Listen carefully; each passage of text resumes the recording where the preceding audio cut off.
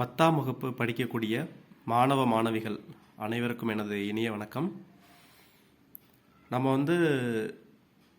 10th standard வந்ததுமே நம்மளுடைய aim என்னவா இருக்கும் அப்படின்னா, நம்ம எப்படியாச்சும் ஒரு 400 எபோவ் எடுக்கணும், 450 எபோவ் எடுக்கணும் அப்படிங்கிற மாதிரி டார்கெட் எல்லார் மைண்ட்லேயும் இருக்கும்.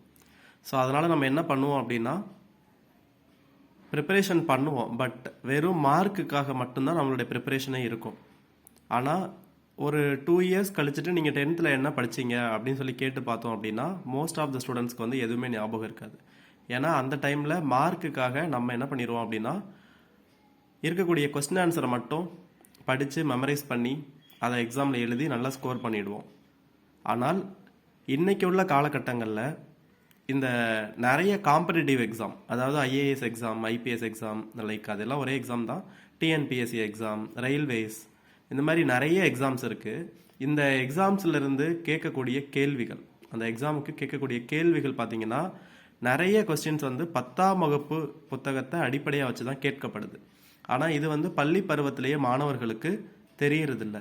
அதனால் நம்ம புத்தக வாசிப்பு அப்படிங்கிற அந்த புக் ரீடிங் கான்செப்டே விட்டுட்டு வெறும் ஒரு கைடை வாங்கி வச்சுட்டு அந்த கைடில் இருக்கக்கூடிய கொஸ்டின் ஆன்சரை மட்டும் மெமரைஸ் பண்ணி ஆன்சர் எழுதி மார்க் எடுத்துடுறோம்.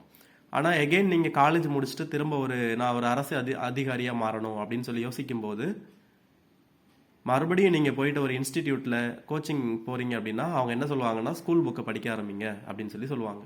ஸோ அதனால் நம்ம இந்த சீரீஸில் என்ன பண்ண போகிறோம் அப்படின்னா, புக் ரீடிங் அப்படிங்கிறதா மெயின் கான்செப்ட். நான் உங்களுக்கு ஒரு லெசனாக டெய்லி ஒரு ½ அன் அவர் என்ன பண்ணுவேன் அப்படின்னா டீச் பண்ணுவேன். ½ அன் அவரில் எத்தனை பேஜ் என்னால் உங்களுக்கு ஹெல்ப் பண்ண முடியுமோ அவ்வளோ பேஜஸ் நான் உங்களுக்கு டீச் பண்ணிவிடுவேன். நீங்கள் இந்த வீடியோஸ் பார்த்ததுக்கப்புறமா என்ன பண்ணுங்கன்னா, நீங்கள் திரும்ப உட்காந்து ஒரு தடவை ரீட் பண்ணுங்கள். ஒரு புக், அதாவது ஒரு லெசன் ஃபுல்லாக ரீட் பண்ணிவிட்டு அதுக்கப்புறமா நீங்கள் புக் பேக்கில் உள்ள கொஸ்டின்ஸ்லாம் படிச்சிங்கன்னா உங்களுக்கு எளிமையாக புரியவும் செய்யும், ரொம்ப நாளைக்கு ஞாபகம் இருக்கும். ஃப்யூச்சரில் கண்டிப்பாக இதை வச்சு நீங்கள் நிறைய விஷயங்களை சாதிக்கலாம். ஸோ இன்றைக்கி நம்ம ஃபஸ்ட்டு 10th ஸ்டாண்டர்டில் சிவிக்ஸ், தமிழில் சொன்னால் குடிமையியல்னு சொல்லுவோம், அதில் இந்தியன் கான்ஸ்டிடியூஷன் அப்படிங்கிற லெசன் கொடுத்துருக்காங்க. கரெக்டாக பேஜில் எடுத்தவொடனே பார்த்தீங்கன்னா டாக்டர் அம்பேத்கருடைய ஃபோட்டோ கொடுத்துருக்காங்க. டாக்டர் அம்பேத்கரை நம்ம என்ன சொல்கிறோம்னா ஃபாதர் ஆஃப் இந்தியன் கான்ஸ்டிடியூஷன் அப்படின்னு சொல்லி சொல்கிறோம். அதுக்கும் ஒரு ரீசன் இருக்குது, அதுவும் நம்ம படிக்கலாம், சரிதானா? ஸோ இந்தியன் கான்ஸ்டிடியூஷன், முதல்ல கான்ஸ்டிடியூஷன் அப்படின்னா தமிழில் என்ன பேருனா அரசியல் அமைப்பு அப்படிங்கிறதா தமிழில் பேர். இந்தியன் கான்ஸ்டிடியூஷன் சொல்லும்போது இந்திய அரசியல் அமைப்பு. ஸோ பாருங்கள், லேர்னிங் அப்ஜெக்டிவ்ஸ், இதுவும் நிறைய பேர் நோட் பண்ண மாட்டீங்க. நீங்கள் ஈச் அண்ட் எவ்ரி லெசன் படிக்க போகிறதுக்கு முன்னாடி லேர்னிங் அப்ஜெக்டிவ்ஸ்னு கொடுத்துருப்பாங்க. அதாவது இந்த பாடத்தை கற்றுக்கிறதுனால நீங்கள் என்னெல்லாம் தெரிஞ்சுக்க போகிறீங்க, உங்களுடைய குறிக்கோள் என்னவா இருக்க போகுது, நீங்கள் என்ன தெரிஞ்சுக்க போகிறீங்கன்னு சொல்லி கொடுத்துருப்பாங்க. ஃபர்ஸ்ட் என்ன நீங்கள் தெரிஞ்சுக்க போகிறீங்கன்னா, to know about the making of Indian constitution. இன்றைக்கி நம்ம இந்திய அரசியலமைப்பு அப்படின்னு சொல்லி ஒரு ரூல் புக் வச்சுருக்கோம். அந்த ரூல் புக்கை பேஸ் பண்ணி தான் நம்மளுடைய கவர்மெண்ட்டே ரன் ஆகிட்டு இருக்கு, எல்லா மிஷினரிஸும் ஃபங்க்ஷன் ஆகிட்டு இருக்குன்னு வச்சுக்கோங்களேன். அதை உருவாக்கியிருப்பாங்க இல்லையா, அதை எழுதியிருப்பாங்கல்ல, அது எப்படி எழுதப்பட்டது, யாரெல்லாம் சேர்ந்து எழுதுனாங்க, அதுக்கு என்ன பேக்ரவுண்ட் இருந்துச்சு, சரியா? அதை தான் அதில் நம்ம படிக்க போகிறோம் ஃபஸ்ட்டு. ரெண்டாவது, to know the salient features of the Indian constitution சொல்லியிருக்காங்க. சாலியன் ஃபீச்சர்ஸ் அப்படின்னா சிறப்பம்சம். அதாவது நிறைய நாடுகளில் அரசியலமைப்பு இருக்குது, தட் இஸ் கான்ஸ்டிடியூஷன் இருக்குது. ஆனால் இந்திய அரசியலமைப்பு பார்த்தீங்கன்னா மற்ற எல்லா அரசியலமைப்பை விடவும் கொஞ்சம் சிறப்பம்சம் வாய்ந்தது, அதுதான் சாலியன் ஃபீச்சர்ஸ். அப்படி என்ன வித்தியாசம் இருக்குது மற்ற நாடுகளுக்கும் நம்மளுக்கும் அப்படின்னு சொல்லி இதில் கொடுத்துருக்காங்க. அதுக்கடுத்து பார்த்தீங்கன்னா, to understand the fundamental rights and duties, அடிப்படை உரிமைகள் மற்றும் அடிப்படை கடமைகள். இந்திய அரசியலமைப்பு சட்டத்தில் இந்திய குடிமக்களாகிய நமக்கு அடிப்படையான உரிமைகள் கொடுத்துருக்காங்க, அதுதான் ஃபண்டமெண்டல் ரைட்ஸ். அது போக மக்களாகிய நாம அரசுக்கு, நம்ம நாட்டிற்கு செய்ய வேண்டிய கடமைகளும் கொடுத்துருக்காங்க, அது பேர் ஃபண்டமெண்டல் டியூட்டிஸ். அப்படியா, நமக்கு என்ன ரைட்ஸ் கொடுத்துருக்காங்க, நம்ம நம்மளுடைய நாட்டுக்கு என்னென்ன கடமைகள் ஆற்றணும் அப்படிங்கிற விஷயத்தையும் இந்த பாடத்தில் தெரிஞ்சுக்க போகிறோம். அதுக்கடுத்து பார்த்தீங்கன்னா, to know the directive principles of state policy. The directive principles of state பாலிசினா என்னென்னா, இப்போ எப்படி ஒரு குடிமக்களாக நம்ம நம்ம நாட்டுக்கு சில கடமைகள் ஆற்றணுமோ, அதே மாதிரி ஒரு அரசாங்கமானது கண்டிப்பாக தாங்களை ஓட்டு போட்டு தேர்ந்தெடுத்த மக்களுக்கு ஒரு சில நன்மைகள் செய்ய வேண்டும். அப்படி செஞ்சால் மட்டும்தான் இந்த நாடு முன்னேற்ற பாதையில் செல்லும். அது எல்லா அரசியல் கட்சிகளும் எல்லா கவர்மெண்ட்டும் செய்வாங்களான்னு நம்மளுக்கு தெரியாது. ஆனால் நீங்கள் இதெல்லாம் பண்ணணும்ப்பா, பண்ணுனா நாடு நல்லா இருக்கும், இந்தந்த விஷயங்கள்லாம் இருந்தால் இன்னும் நீங்கள் பெட்டராக மக்களை வந்து கொண்டு போகலாம் அப்படின்னு சொல்லி அரசுக்கே ஒரு வழிகாட்டக்கூடிய நெறிமுறைகள், அதான் டைரக்டிவ் பிரின்சிபல். டைரக்டிவ்னா யாரு? டைரக்டர் வழிகாட்டுறாங்க. பிரின்சிபல்னா என்ன? கொள்கை. ஸ்டேட் பாலிசினா என்ன? ஒரு அரசு தங்களுடைய மக்களுக்காக எடுக்கக்கூடிய பாலிசி, தட் இஸ் கொள்கை. அந்த கொள்கை இப்படி தான் இருக்கணும் அப்படின்னு சொல்லி வழிகாட்டக்கூடிய விஷயத்தை தான் இந்த டைரக்டிவ் பிரின்சிபல்ஸ் ஆஃப் ஸ்டேட் பாலிசின்னு சொல்கிறோம். அதுக்கடுத்து to understand the centre state relation and emergency provisions. இப்போ இன்னைக்கு இந்தியாவில் பார்த்தீங்கன்னா சென்ட்ரல் கவர்மெண்ட்னு இருக்கு, ஸ்டேட் கவர்மெண்ட்னு இருக்கு. எல்லா ஸ்டேட்லேயும் ஒரு கவர்மெண்ட் இருக்கு. நாடு முழுமைக்கும் பொதுவாக மத்திய அரசுன்னு ஒன்று இருக்கு. இந்த சென்ட்ரல் கவர்மெண்ட்டும் ஸ்டேட் கவர்மெண்ட்டும் சேர்ந்து தான் இந்தியா ஃபுல்லாக ரூல் பண்ணுறாங்க.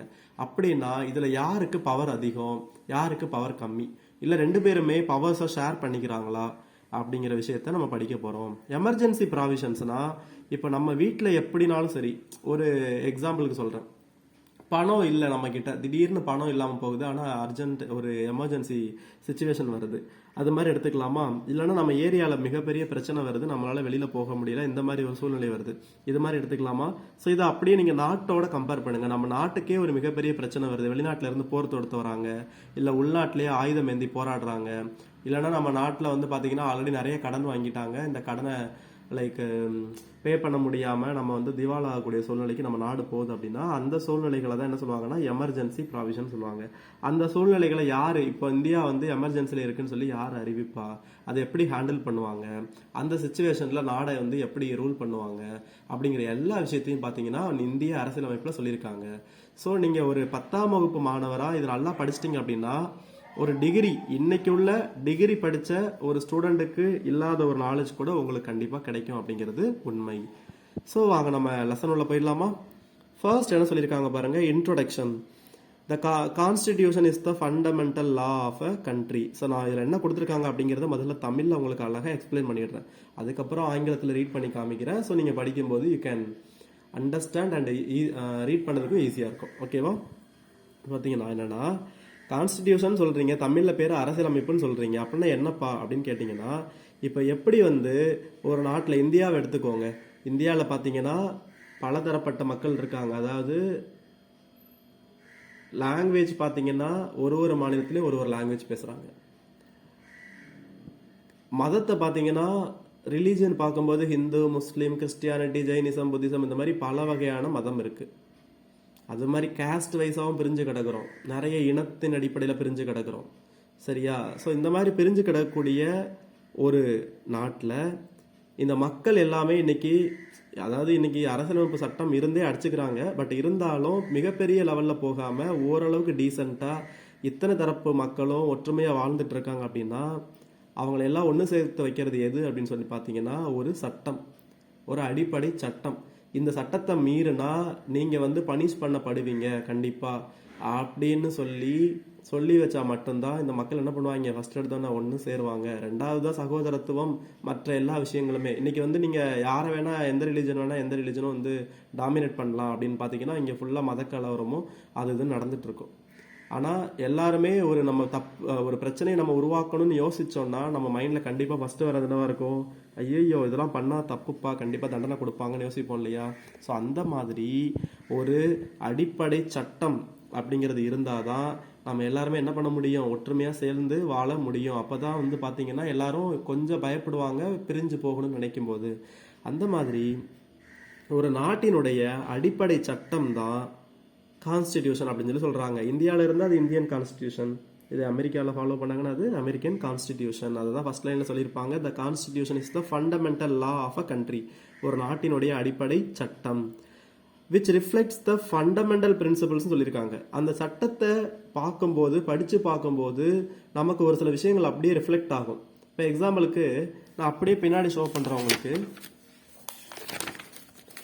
இதில் பாருங்கள், ஆர்டிகல் 14 கொடுத்துருக்காங்க, ஈக்குவாலிட்டி பிஃபோர் லா. அப்போ இந்தியாவில் உள்ள மக்கள் எல்லாருமே சட்டத்திற்கு முன்னாடி வரும்போது எல்லாரும் சமம் தான் கொடுத்துருக்காங்க. ஆர்டிகல் 15 கொடுத்துருக்காங்க, என்ன கொடுத்துருக்காங்க, prohibition of discrimination on grounds of religion, race, caste, sex or place of பர்த்னு கொடுத்துருக்காங்க. இது என்னன்னா ப்ராஹிபிஷன்னா தடையுறுத்துகிறது, டிஸ்கிரிமினேஷன்னா ஒதுக்கி வைக்கிறது. ஸோ ரிலீஜியனுடைய அடிப்படையில், மதத்தினுடைய அடிப்படையிலையோ, ரேஸ் இனத்தினுடைய அடிப்படையிலையோ, கேஸ்ட் நீங்கள் ஜாதியினுடைய அடிப்படையிலையோ, செக்ஸ் ஆனா பெண்ணா அப்படிங்கிற அடிப்படையிலையோ, பிளேஸ் ஆஃப் பர்த் நீ எந்த இடத்துல பிறந்த அப்படிங்கிற அடிப்படையிலையோ யாரையாச்சும் நீங்க ஒதுக்கி வச்சீங்கன்னா அதை தடை பண்ணுது எது? இந்திய அரசியலமைப்பு சட்டம்.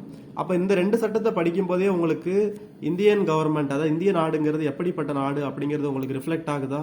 இதனுடைய கொள்கைகள் வந்து அப்படியே ரிஃப்ளெக்ட் ஆகுதா? அப்ப அதை தான் சொல்றாங்க, கான்ஸ்டிடியூஷன் இஸ் த, அப்புறம் இங்க பாருங்க ஆர்டிகிள் 17 அபாலிஷன் ஆஃப் அன்டச்சபிலிட்டி. எங்க நாட்டில் என்ன கிடையாது? அன்டச்சபிலிட்டி கிடையாது, தீண்டாமை கிடையாது, ஜாதி அடிப்படையில் நாங்கள் யாரையும் தொடமாட்டோம் அப்படிங்கிற மாதிரி பழக்கங்கள்லாம் கிடையாது. அப்படி இருந்தால் அதை நாங்கள் ஒழிக்கணும் அப்படிங்கிற மாதிரி சட்டம் போட்டு வச்சிருக்காங்க ஆர்டிகிள் 17. சரிதானா? ஸோ அப்போ இந்த மாதிரி விஷயங்களை பார்க்கும்போது அதுதான் இந்த ஃபண்டமெண்டல் லாஸ் எல்லாம் நீங்கள் பார்க்கும்போது அது உங்களுக்கு எதை ரிஃப்ளெக்ட் பண்ணுது அப்படின்னு பார்த்தீங்கன்னா ஃபண்டமெண்டல் பிரின்சிபிள். அப்போ ஒரு நாட்டுக்குன்னு ஒரு கொள்கை இருக்கும் இல்லையா, நாங்கள் எங்கள் நாட்டில் என்னெல்லாம் ஃபாலோ பண்ணுறேன்னு சொல்லிட்டு அது வந்து அப்படியே ரிஃப்ளெக்ட் ஆகும். எதை படிக்கும்போது? அந்த அடிப்படை சட்டத்தை ஃபண்டமெண்டல் லாவை படிக்கும்போது. On which the government of that country is based. அந்த நாடானது, அந்த நாட்டினுடைய அரசாங்கமானது எந்த பிரின்சிபிளினுடைய அடிப்படையில் செயல்படுதோ அதை ரிஃப்ளெக்ட் பண்ணும். எது? இந்த ஃபண்டமெண்டல் லா. சரிதானா? ஸோ அப்போ கான்ஸ்டிடியூஷன் கேட்டால் என்ன சொல்லுவீங்க?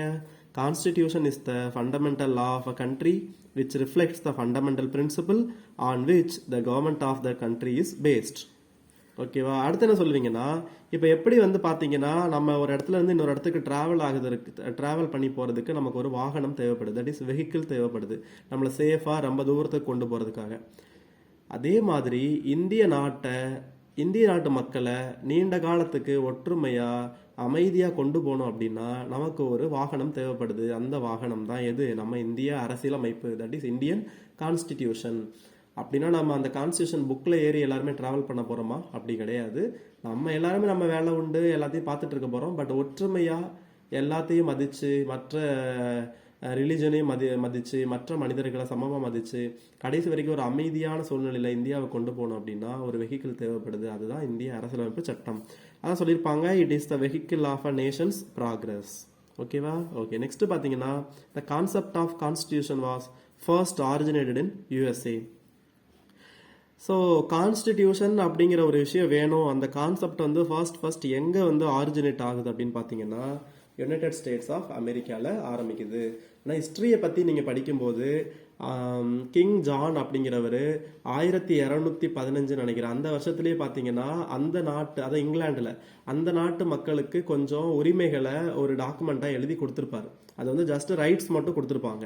ஆனால் ஒரு நாடு எப்படி செயல்படணும், அந்த நாட்டில் உள்ள இப்போ பிரைம் மினிஸ்டர்னா அவர் எப்படி தேர்ந்தெடுக்கப்படணும், எலெக்ஷன் எப்படி நடக்கணும், எலெக்ஷன் கமிஷனை யார் தேர்ந்தெடுக்கணும், மக்கள் ஓட்டு போடணுமா இல்லை யார் ஓட்டு போடணும், இந்த மாதிரி நிறைய விஷயங்களை வந்து மொத்தமாக உள்ளடக்கியதான் ஒரு தொகுப்பு தான் கான்ஸ்டிடியூஷன். ஸோ இந்த மாதிரி ஓவரால் டாக்குமெண்ட்டாக ஒன்று கொண்டு வரணும் அப்படிங்கிற கான்செப்ட் ஃபர்ஸ்ட் எங்கே எவால்வ் ஆகுது அப்படின்னா யூஎஸ்ஏல எவால்வ் ஆகுது. அதான் சொல்லியிருக்காங்க, the concept of constitution was first originated in United States of America.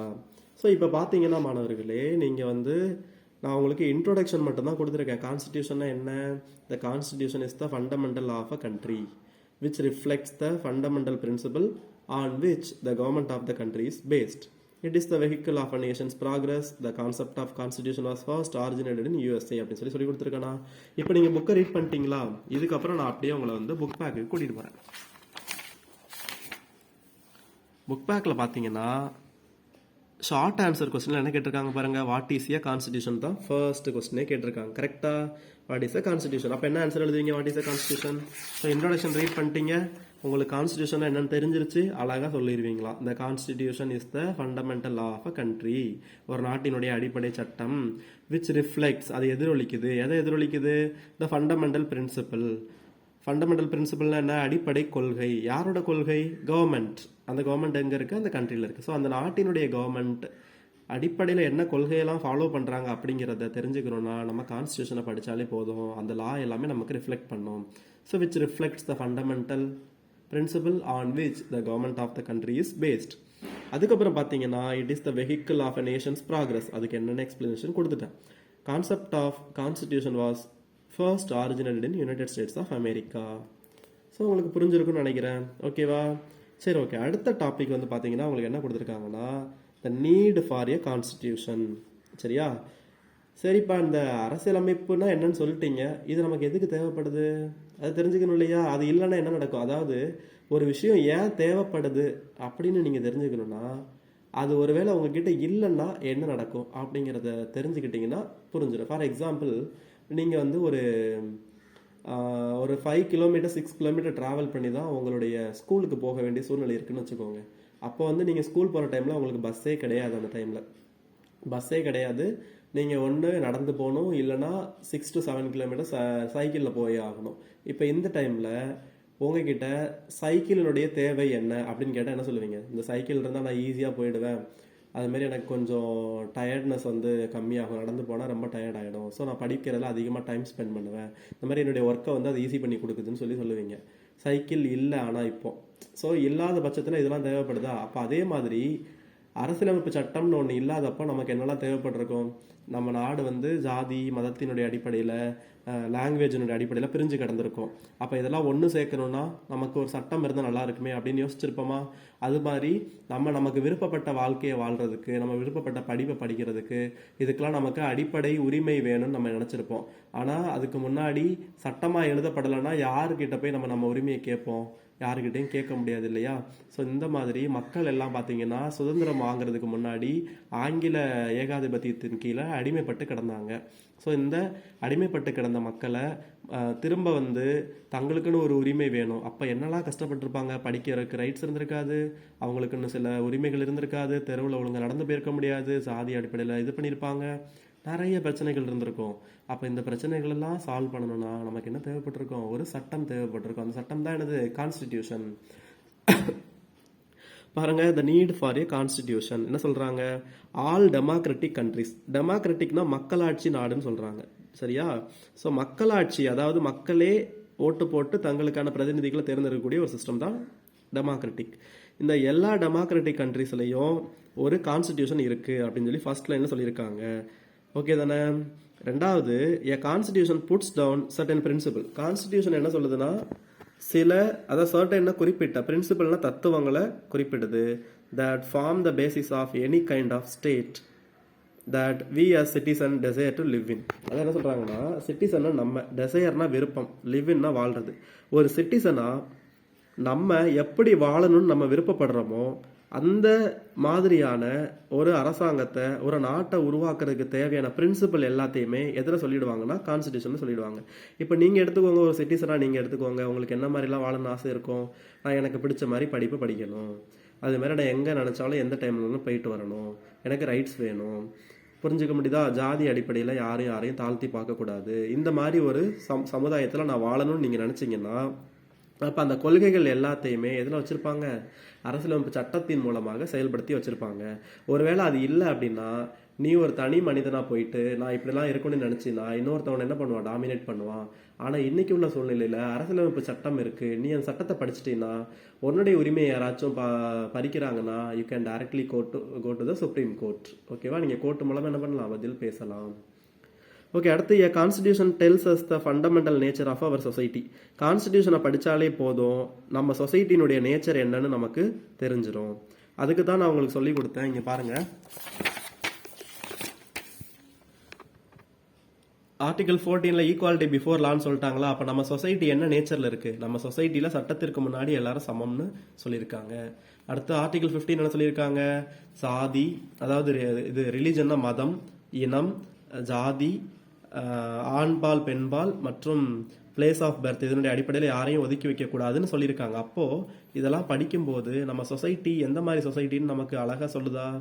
ஆமாம், அது மாதிரி பாருங்கள், எங்களுடைய சொசைட்டியில் நாங்கள் என்ன பண்ணுறதில்ல, யாரையுமே ஜாதி அடிப்படையில் ஒதுக்கி வைக்கிறதில்லன்னு சொல்லியிருக்காங்க. இன்னும் நிறைய விஷயங்கள் இருக்குது. ஸோ அதுதான் நீட் ஃபார் அ கான்ஸ்டிடியூஷன். ஒருவேளை இந்த கான்ஸ்டிடியூஷன் அப்படிங்கிற ஒரு விஷயம் இல்லைன்னா இன்றைக்கும் நிறைய மக்கள், அதாவது இன்றைக்குமே நிறைய இடங்களில் பார்த்தீங்கன்னா நிறைய கிராமங்களில் வெளியில் தெரியாமல் சாதி அடிப்படையில் மக்களை ஒதுக்கி வைக்கிற பழக்கம்லாம் இருக்குது. ஆனால் அரசியலமைப்பு சட்டம் வந்தே இப்படி இருக்குன்னா ஒருவேளை சட்டங்களே இல்லாமல் இருந்தால் எப்படி இருக்கும்? யோசிச்சு பாருங்க, ரொம்ப கஷ்டம் இல்லையா? அது போக போக சட்டங்கள் வந்து கடுமையாக கடுமையாக மக்கள்லாம் சட்டங்களை தெரிஞ்சுக்க அந்த விஷயங்கள்லாம் என்ன ஆகிடும்? நம்ம நாட்டிலேருந்து காணாமல் போயிடும். சரியா? ஸோ ஒருவேளை இன்னைக்கு அது சட்டமே இல்லைன்னு வச்சுக்கோங்களேன், என்ன இருக்கும் யோசிச்சு பாருங்க. நீங்க நினைச்ச மாதிரி ஒரு வாழ்க்கையை சிட்டிசனா வாழ முடியுமா? விருப்பப்பட்ட வாழ்க்கையை வாழ முடியாது. இதெல்லாம் நிறைய விஷயங்கள் இருக்கு. ஸோ அதனால இந்த நீட் ஃபார் அ கான்ஸ்டிடியூஷன் கேட்டாங்கன்னா நம்ம என்னெல்லாம் சொல்லணும் அப்படின்னா, எல்லா டெமோக்ராட்டிக் கண்ட்ரீஸ்லயும் இன்னைக்கு கான்ஸ்டிடியூஷன் அப்படிங்கிறது இருக்கு. மக்களால் ஆட்சி செய்யப்படக்கூடிய நாட்டில் எல்லா நாட்டிலையும் என்ன இருக்கு, கான்ஸ்டிடியூஷன் ஒன்று இருக்கு. அப்படி இல்லைன்னா என்ன நடக்கும்? யாரோ ஒரு தலைவர் அவர் வச்சது தான் சட்டம் அப்படின்னு சொல்லிட்டு அவர் சொல்றது தான் ஃபாலோ பண்ணணும்னு சொல்லுவாரு. ஆனா கான்ஸ்டிடியூஷன் இருந்துச்சுன்னா சட்டத்தில் எழுதப்பட்ட ஒன்று தான். ஈவன் இன்னைக்கு பிரைம் மினிஸ்டர் எடுத்துக்கோங்க, யாரு, மிஸ்டர் நரேந்திர மோடி. அவரே வந்து சட்டத்திற்கு புறம்பா எந்த விஷயமும் செய்ய முடியாது. அவரே வந்து என்ன பண்ண முடியாது, எல்லாத்தையுமே ஈஸியா டாமினேட் பண்ணி நான் ஒரு ரூல் கொண்டு வரேன், இதை தான் நீங்க ஃபாலோ பண்ணணும்னு சொல்ல முடியாது. ஏன்னா நீங்க ஒரு சாதாரண மனிதர். அதுக்கப்புறமா தான் நீங்க யாரு, பிரைம் மினிஸ்டர். நீங்க பிரைம் மினிஸ்டரா ஆகிறது எப்படின்னு சொல்லி தீர்மானிக்கிறதே எதுதான், இந்த அரசியலமைப்பு சட்டம் தான். ஸோ நீங்களும் சட்டத்தில் சொல்லப்பட்ட விஷயங்களை மதிச்சு தான் நடக்கணும் அப்படிங்கிற மாதிரி இருக்கு. ஆனா இதுவே சட்டம் இல்லைன்னு என்ன ஆகும், அவங்க சொன்னதுதான் சட்டம்னு நம்ம கேட்குற மாதிரி இருக்கும். ஓகே தானா? அதுக்கு அடுத்தது இந்த கான்ஸ்டிடியூஷன் அப்படிங்கிற விஷயம் வந்து பார்த்தீங்கன்னா ஒரு சில பிரின்சிபலை வந்து நமக்கு கொடுக்குது. அதான் puts down certain principle that forms the basis of any kind of state that we as citizen desire to live in. So நம்ம ஒரு சிட்டிசனா விருப்பப்படுறோம், டெசைர்னா விருப்பப்படுறோம்னு சொல்லிட்டு வாழ்றதுக்கு தேவையான நம்ம எந்த கைண்ட் ஆஃப் ஒரு ஸ்டேட்ல வாழ போறோம் அப்படிங்கிற விஷயத்த தீர்மானிக்கிறது அதுதான். அந்த பிரின்சிபலையும் சொல்லிடுது. அதுக்கப்புறமா கான்ஸ்டிடியூஷன் தான் என்ன சொல்லுதுன்னா, நம்ம சொசைட்டியுடைய அடிப்படை nature, fundamental nature of our சொசைட்டியை நமக்கு சொல்லுது. எங்க சொசைட்டி இப்படி தான்பா இருக்கும் அப்படின்னு நமக்கு சொல்லுது. ஓகேவா? ஸோ இதுதான் இன்ட்ரோடக்ஷன் உங்களுக்கு.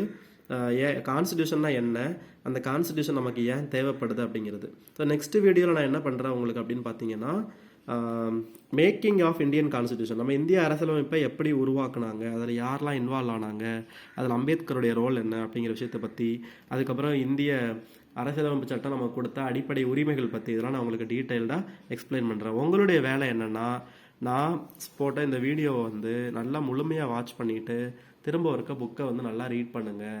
சரிதானா? தேங்க்யூ.